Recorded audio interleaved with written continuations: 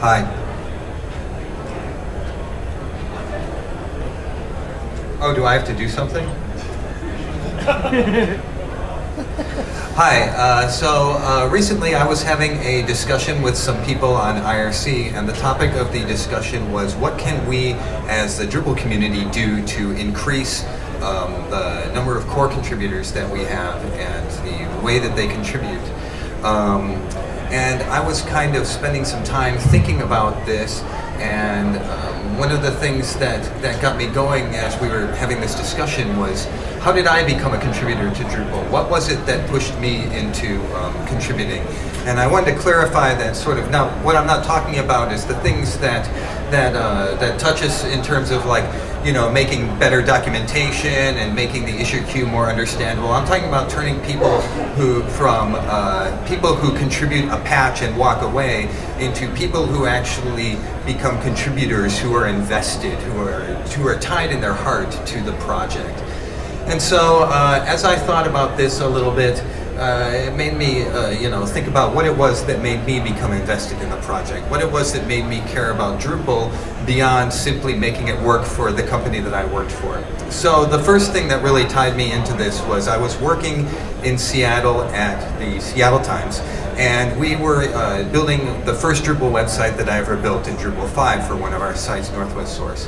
And so we're putting it together, and we needed some training, and we needed to get up and running quickly, and so we hired Lullabot because they were the kings of this. And Matt Westgate and Jeff Eaton came to do training for us for our site. And one of the things that happened then was I spent some time talking to Jeff Eaton.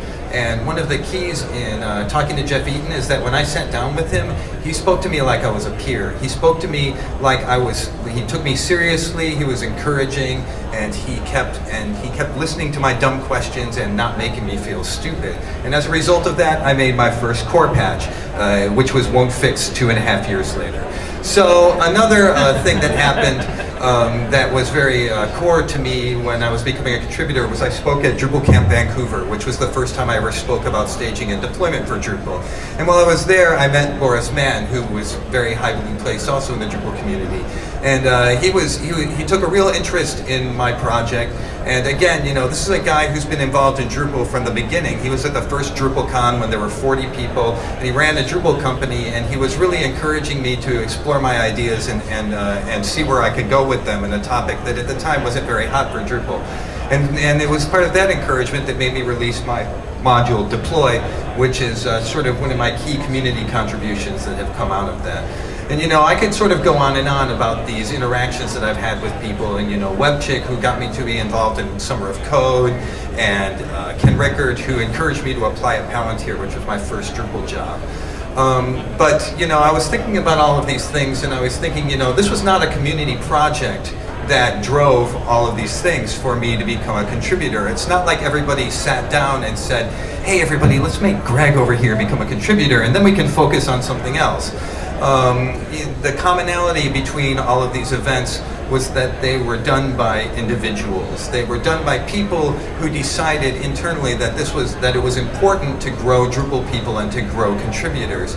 And the way that they did that was by being supportive, by, you know, talking to you like you're an equal. And you know, some ideas might be stupid. Plenty of my ideas have been stupid. But on the other hand, you know, there's a way to guide those ideas towards productiveness rather than simply saying you're an idiot, get out of here.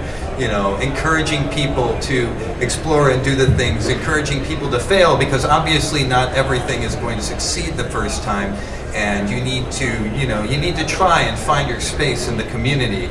And so, getting back to my original point, what can the Drupal community do to grow contributors? My answer to that, I would think, would have to be, my answer would be that the Drupal community can do nothing. You know, we can do things to make contributors easier to submit patches. We can do things to make it easier for people to understand what our processes are and things like that. I think a better question is, what can we as Drupal contributors do to increase contribution? And the answer to that is everything. We can take people aside, we can be encouraging, We can not be dismissive, and we can, you know, treat each other as the peers as you would treat anybody else. Because, you know, the fact is that right now, sitting next to you or an IRC or posting a stupid issue to your issue queue could be the next Chicks or the next Web Chick or the next you or the next me, and maybe all they need is a shot in the arm. Thanks.